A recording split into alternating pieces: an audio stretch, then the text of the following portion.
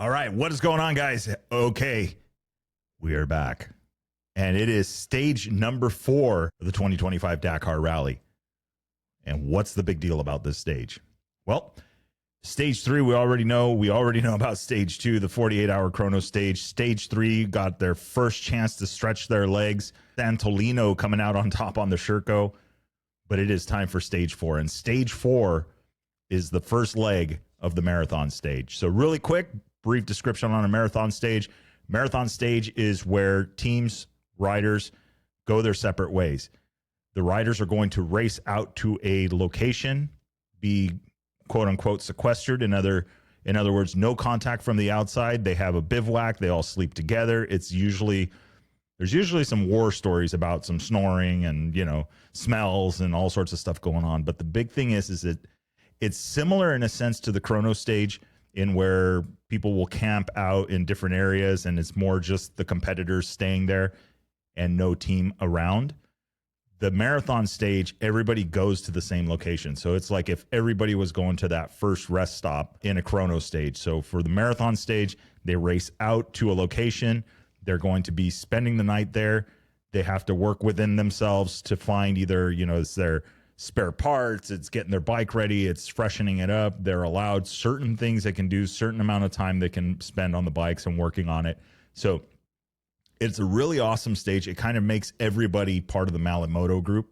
Malimoto being the guys that literally out of a mallet or a toolbox or a box, that's all they get.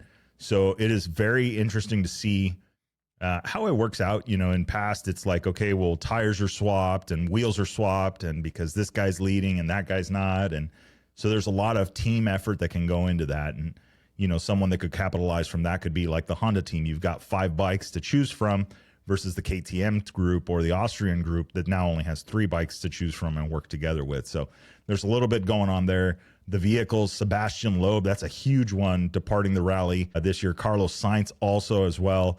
A rather tearful interview from him. And then you're going to have to stay tuned to the end for this one, for this stage preview, because I saw a post today and I have a feeling that this is going to be a growing issue as the Dakar continues, and it has to do with the new ERTF tablet, and it has to do with cameras on it. So we'll talk a little bit more about that. Let's get to the stage briefing so we know what we are doing. Going to put the graphic up on the screen. So if you're following along on Spotify podcast or video podcast, or if you're on the YouTube, you can check it out. If you're tuning in from the audio side of things, let's get to it. I'll give you guys a quick description on it. All right. Marathon stage number 4. This is the first leg of it. And very, very simple, very, very straightforward. They're going to have a 173 kilometer commute to get to the start line of the stage 4. And that is going to be roughly about 107 miles that they're going to have to run just to get out to the start line. Once at the start line, they are going to take on a 415 kilometer stage. That 415 kilometers breaks down to 257 miles for those guys. So a total day for the riders going to be 588 for them, 365 miles. So it is a long day in the saddle just to get out to that bivouac where they're going to be spending the night together. So what it looks like so far, if you guys are following along, the distances are up on the top right corner. Right in the center of that, we're going from El Henikaya to Alula, and then the teams are going to be headed out to Ail. So teams are going a different way. Bikes are going to the bivouac. So breakdown of the course, 32% dirt track, 36% sand, 0% dunes, and 32% stone, or gravel. Another, what seems to be on paper or on PDF, seems to be a very fast day. That is what it's looking like. I mean, just based on what I'm seeing here, I think it's going to be a good one. So they do have fuel at the special stage start.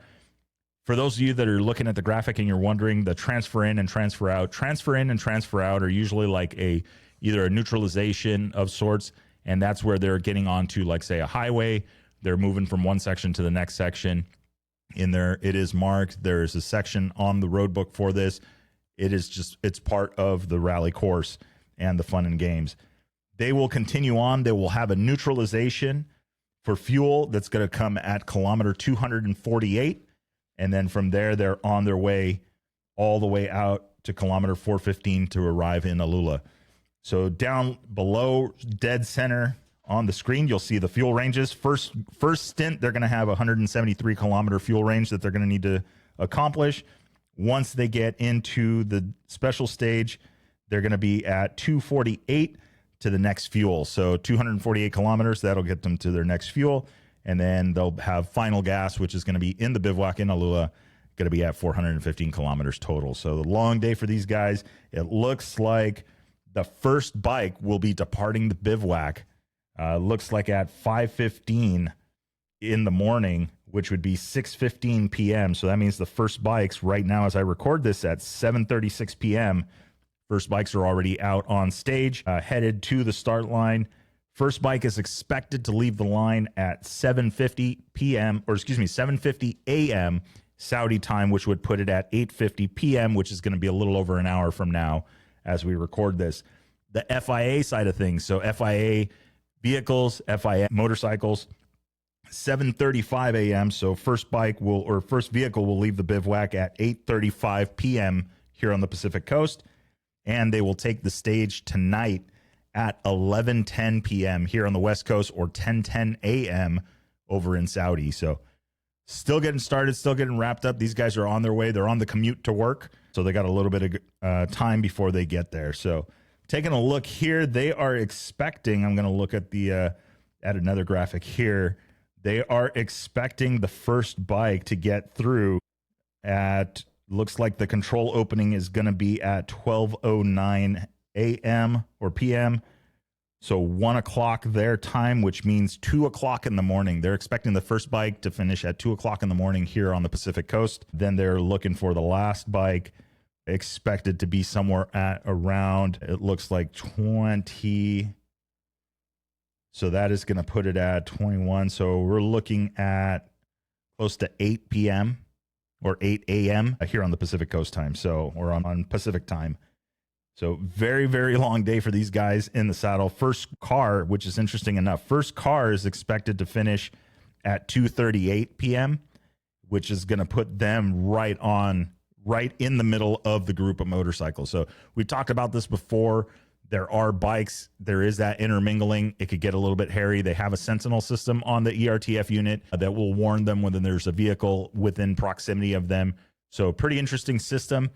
But speaking of ERTF, that is your course breakdown. That is what these guys are doing right now. Let's just really quickly cover this. I ran across a post today from none other than Nacho Cornejo on the Hero Motorsports team. And this stems from something that we had seen early on, and it has a lot to do with the course. So obviously you guys know in the rally world, it all depends on your road book. Your road book is what tells you where you need to go, when you need to go.